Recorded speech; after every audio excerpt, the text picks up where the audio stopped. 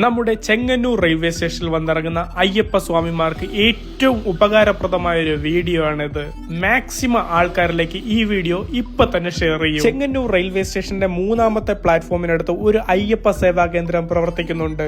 അതായത് അണ്ടർഗ്രൗണ്ട് വഴി പോവുകയാണെങ്കിൽ എളുപ്പത്തിൽ ഇവിടെ എത്തിച്ചേരാൻ സാധിക്കും. ഇവിടെ വരുന്ന അയ്യപ്പ ഭക്തന്മാർക്ക് പ്രഭാത ഭക്ഷണവും ഉച്ചഭക്ഷണവും രാത്രിയിലെ ഭക്ഷണവും അങ്ങനെ ഒരു ദിവസം 5000 പേർക്കാണ് ഇവിടുന്ന് അന്നദാനം ചെയ്യുന്നത്. കൂടാതെ ഒരേ സമയം 500 പേർക്ക് വിരിവയ്ക്കാനുള്ള സൗകര്യം ഇവിടെയുണ്ട്.